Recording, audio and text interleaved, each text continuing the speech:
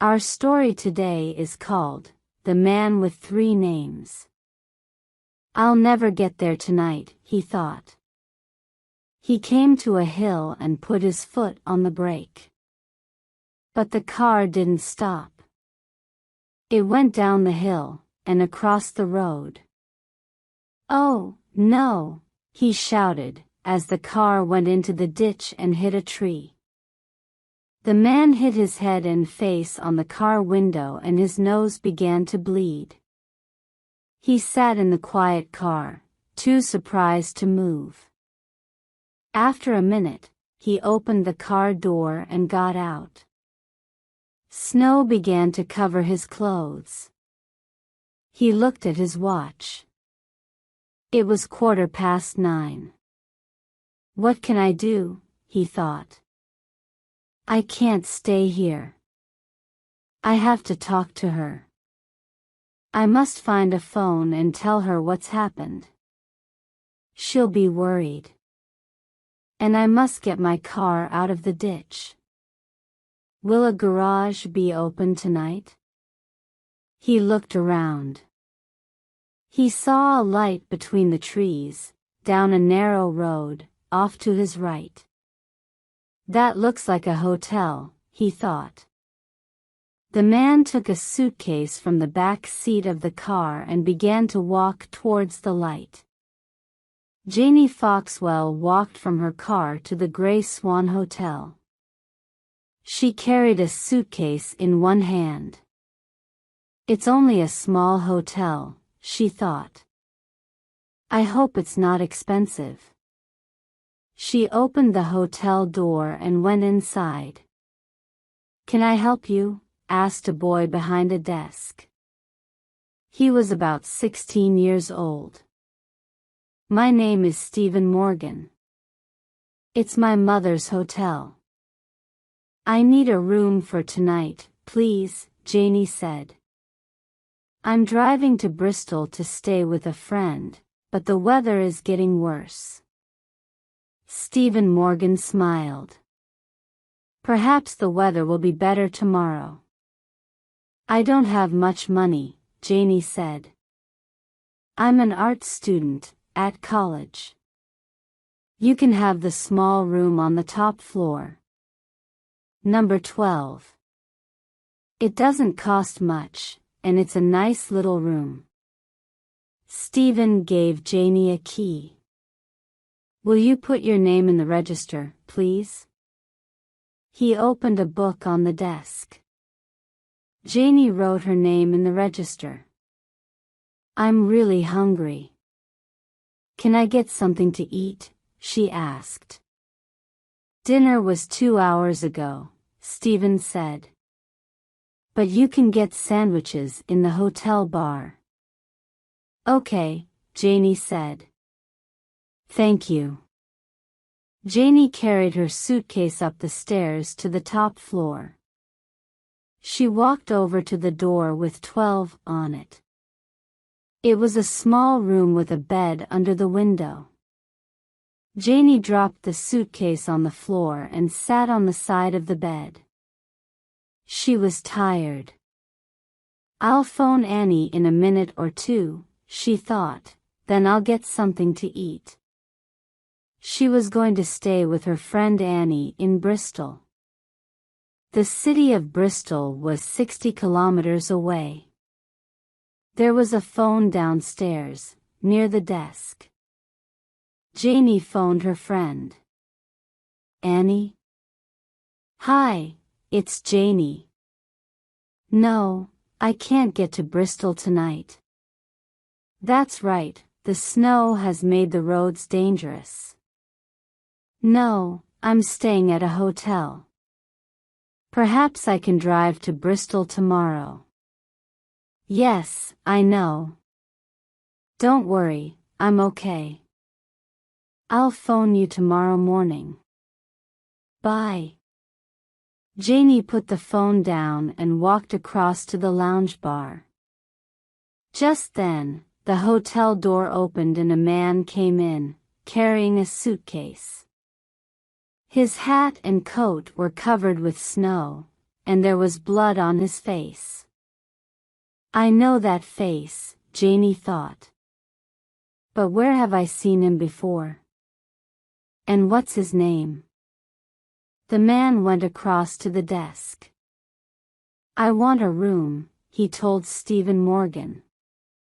Just for tonight? Stephen asked. Or will you be staying for the weekend?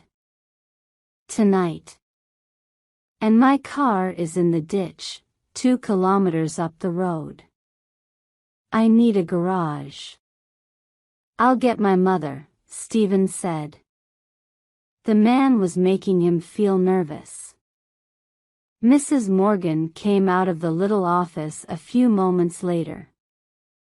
There's a garage in Copperthorne, the next village, Mrs. Morgan told the man. I can phone it. Please do, the man said. Mrs. Morgan looked at a board behind her. Then she dialed a number. After a moment, she spoke to somebody. And his car is in the ditch, she said into the phone, explaining. Sorry? Oh, I see. Thanks, Harry. I'll tell him. She put down the phone. Well, said the man. The garage owner won't come out tonight, not in this weather, Mrs. Morgan said. It's too dangerous. I'll phone again in the morning for you. The man looked angry. Just give me a room then, he said, taking off his coat. The best room you have. Room 9, Mrs. Morgan said. It's a nice room, with a bath. Can you put your name in the register, please?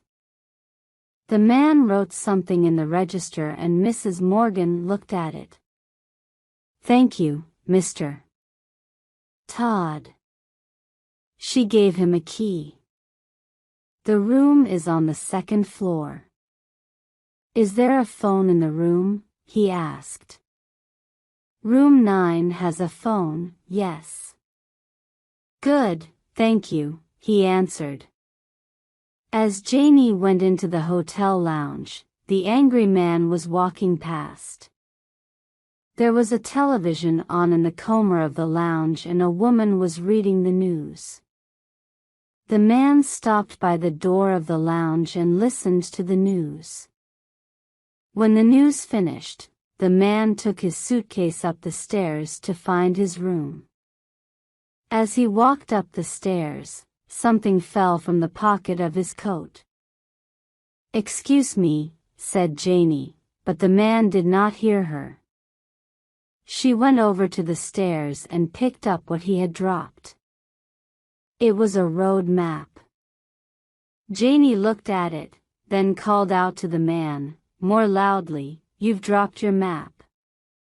He turned round quickly and came down the stairs again. Thank you, he said, taking the map from her. Then, without another word, he hurried up to his room. Janie went and sat at the bar in the lounge. The barman put some sandwiches and a glass of orange juice in front of her. She thought about the stranger. Who is he? She thought. I'm sure I've seen him before. But where? And then she remembered. He was a teacher at college, she thought. It was more than a year ago. He was one of the art teachers, but he doesn't remember me. Ben Todd picked up the phone in room 9. He could not make the phone call himself. He had to ask Mrs. Morgan or Stephen. What number? Asked Stephen Morgan, downstairs. It wasn't a local call. The code was 0272. A minute later, he was talking to a woman. I can't get there tonight, he told her. But you must, she said. It's dangerous for you. I know that. But what can I do? The weather is bad and my car is in a ditch. Where are you? She asked. I'm in a hotel, near Copperthorne. About 60 kilometers away. What about Dash? Everything is all right, he told her. There's nothing about it on the television news. Now, don't worry. Nobody knows I'm here. Do you know where to come? She said. Yes, he said, I wrote it down. Somebody may see it. I wrote it so that nobody will understand it. Now, don't worry. I'll get there tomorrow, somehow. He put the phone down and walked across to the window. He thought about the woman waiting for him. Don't worry, he told her, but he was worried. Very worried. Janie woke up early the next morning, and looked out of the window. The snow was deep on the road and in the hotel car park. Oh no. I won't get to Bristol today, she thought. But I can't stay here for another night. I don't have enough money. Janie always needed money. She wasn't sure if she could stay at her art college because she needed more money. Her father had troubles with his business, so he couldn't help. She dressed and went downstairs to the dining room. Stephen Morgan came across to Janie's table with some coffee. Did you sleep well? He asked. Very well, thank you, Janie said. What would you like to eat? There's fruit, toast, or eggs. Eggs would be nice, please. There were people at most of the tables in the dining room. 2 women were sitting at the table next to Janie's. I have some important papers which must arrive at my office in London today, one of the women told Stephen. But what can I do? I'll never get there in all this snow. We have a fax machine that can send a copy of your papers to your office, said Stephen. Have you? Did you hear that, Judith? Miss Tate said to her friend. She looked very pleased. That's wonderful. Thank you, Stephen. Just then, Mr. Todd came into the dining room. He looked around for an empty table, found one, and went and sat down. He took a piece of paper from his pocket and looked at it. Stephen Morgan went across to him. The man folded the piece of paper quickly, but not before Stephen saw the writing on it. But he did not understand what he saw. My mother phoned Harry Selby about your car, Mr. Todd, he said.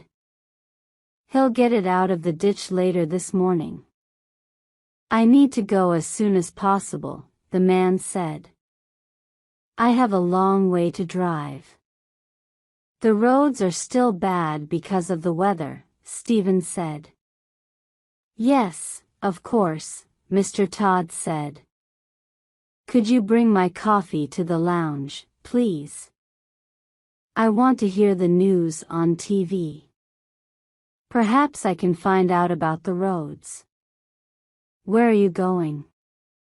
Stephen asked. Mr. Todd looked up quickly. Why do you ask? Stephen's face went red. I hears the weather report about the snow on the roads. I'm going to Manchester, he said. He was angry. That's not true, Janie thought as she watched the man's face. I can see he's telling me a lie. Stephen knows he's telling a lie, too. But why is Mr. Todd lying? Janie watched Mr. Todd leave the room. She was sure that he was the college teacher. But the man's name wasn't Todd. What was it? She finished eating her eggs, then she went into the lounge and sat in a chair by the window. On the TV a man was reading the news. Mr. Todd was sitting in a chair, listening carefully. Miss Tate was also watching TV with her friend Judith. Janie looked out of the window at the snow. The hotel garden looked beautiful, so Janie took a pencil and some paper from her handbag and began to draw. She listened to the news on the TV. A fire at the Hampshire home of Guy Christie, near the New Forest village of Kelstock. A man's body was found in the study. The police think it is Tom Wood, Mr. Christie's assistant. Money and diamonds are missing. Mrs. Linda Christie was not at the house. The police want to talk to Mrs. Christie, and to Alex Hodder, who is an artist and lives in the village. He has a beard, dark hair, and brown eyes, and is about 40 years old. He's gone to meet Mrs. Christie, Miss Tate said to her friend. Don't you think so, Judith? Yes, Judith said. Do you think Alex Hodder took the money and diamonds and killed Tom Wood? Miss Tate said. It sounds as if he did, doesn't it? Judith said. But where do you think they are now? They can't have left the country, because the police look at all the passports. I think that they must still be in Britain. I wonder where they are hiding. Just then, Stephen walked into the room. He watched the news for a minute and said, Kelstock isn't very far from here. Look at the map. He pointed to the map on the wall. Janie was watching Mr. Todd. He was listening to the two women, and he looked worried. Why? Janie thought. She thought about Alex Hodder, an artist. Then she thought about Mr. Todd. If he was the college teacher, then he was an artist, too. He taught art at the college until a year ago. The police say Alex Hodder has a beard, Janie thought. Mr. Todd doesn't have a beard, but perhaps he shaved it off. It doesn't take long to shave off a beard. And Mr. Todd's hair is dark, and he looks about 40 years old. Mr. Todd was watching the television again. Janie began to draw a picture on her piece of paper. That's good. It looks just like him, somebody said from behind Janie. It was Stephen Morgan, looking at her picture. Shoo! Janie said, smiling. I don't want him to know what I'm doing. Janie quickly finished her drawing as Mr. Todd got up from his chair and went out of the lounge. Just then, Janie saw something. Now I'm sure he started that fire, she thought. Do you know Mr. Todd? Janie asked Stephen. She followed the boy out of the lounge. They saw Mr. Todd go upstairs. I never saw him before yesterday, Stephen said. Why? I don't think his name is Todd, Janie said. Stephen looked surprised. What is it, then? I don't know, Janie said. It might be Alex Hodder. Alex Dash? Stephen stopped. But that's the man the police are looking for. It was on the television news. I know, Janie said. He watches the news carefully, and he looks worried. He was worried when Miss Tate and her friend talked about the fire at Guy Christie's house. And he dropped a map from his coat pocket yesterday. I picked it up and it showed the road to Bristol from the New Forest. Guy Christie lives in the New Forest. Stephen thought for a minute. He phoned somebody in Bristol last night, he said. It was a woman. Who? Janie asked. I don't know. But remember, nobody has seen Guy Christie's wife for a week. That's what the TV news said. She could be in Bristol. And perhaps he was phoning her. Janie said. He may be going to Bristol to meet her.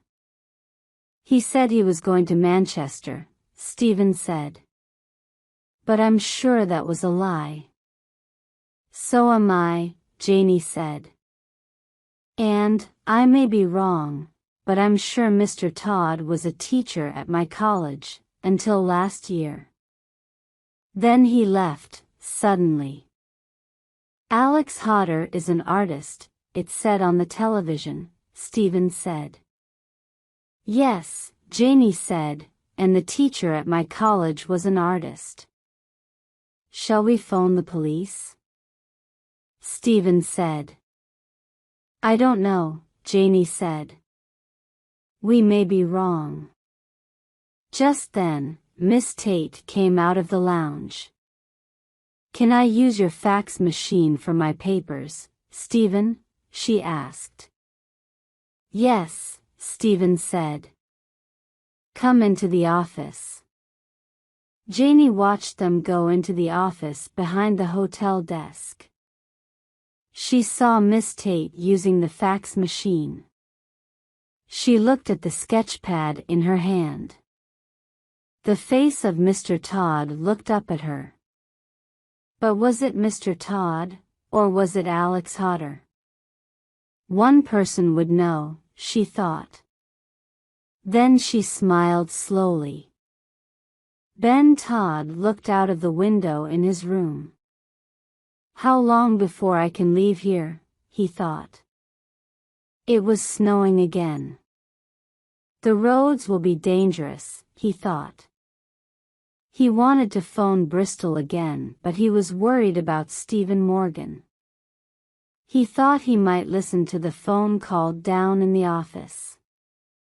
He took a piece of paper from his pocket and dropped it on the bed. It was the same piece of paper that Stephen saw at breakfast. The police are looking for Alex Hodder now, he thought. The snow will make it difficult for them. They won't come here. He sat in a chair by the window and closed his eyes. He was very tired. After a few minutes, he was asleep. He woke up an hour later. What was that noise? It was somebody knocking loudly on his bedroom door. Mr. Todd opened the door and saw a man. Behind him was a boy and a girl.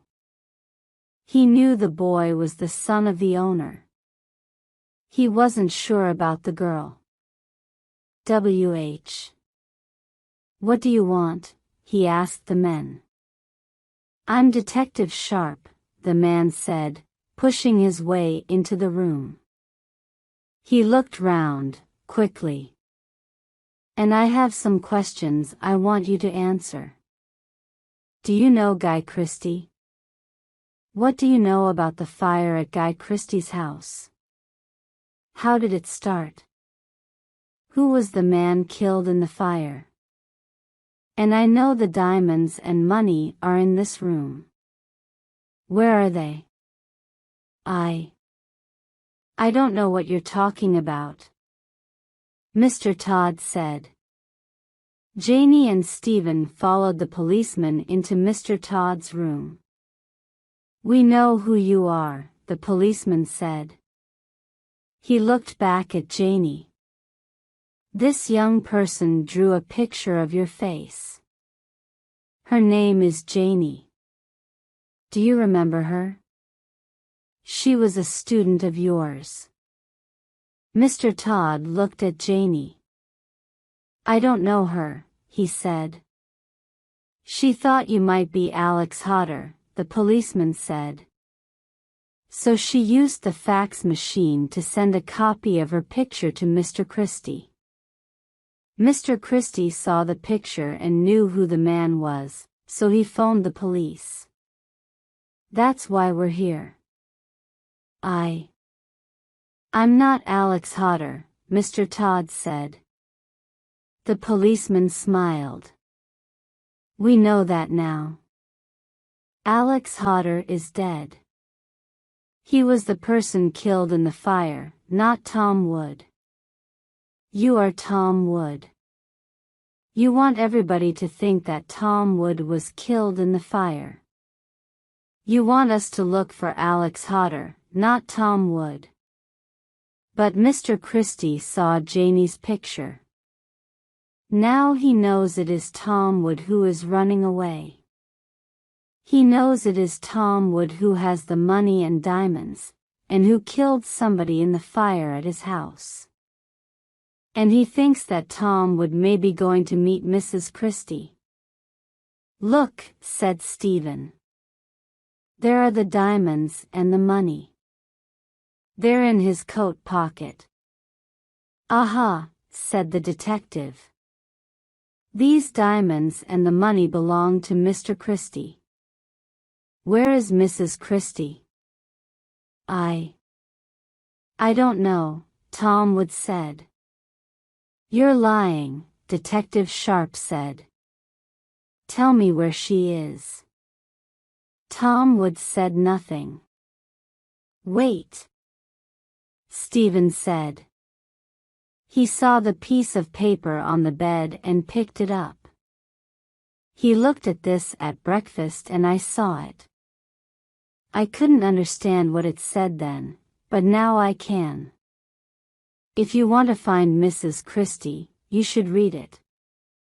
Detective Sharp looked surprised, but he read the piece of paper. After a minute or two, he smiled. "Very clever," he said. Later, the detective came back to talk to Janie. "Tom Wood isn't his real name," he told Janie, Stephen, and Mrs. Morgan. "We found his passport in his suitcase. The name on the passport is Tim Barron. That was the name of the teacher." Janie said. "Now I remember." Detective Sharp smiled. It was a clever idea to send his picture over the fax machine to Mr. Christie. Tim Barron lost his job at the college because he stole some money, he explained. So he changed his name to Tom Wood. Mr. Christie gave him a job. Was Tim Barron going to meet Mrs. Christie? Janie asked. "Yes," the detective said. "Mrs. Christie is in Bristol, at the address on the piece of paper. Barron phoned her last night. She's waiting for him there. She thinks he's coming with the money and diamonds, but it will be a policeman who calls on her." "Why did Tim Barron kill Alex Hodder?" Janie asked. "He went into the study, and saw Mr. Barron taking the diamonds and money from the safe.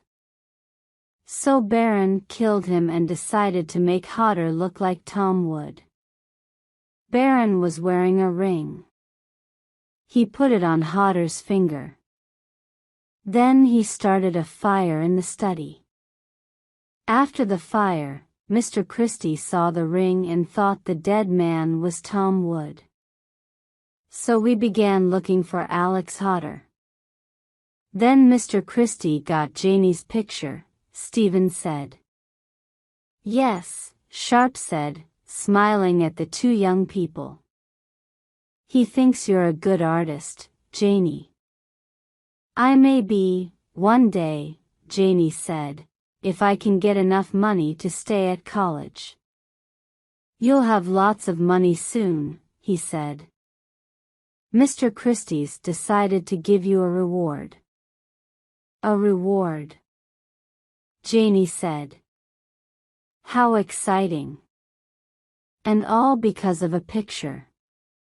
A very important picture, the detective said, smiling.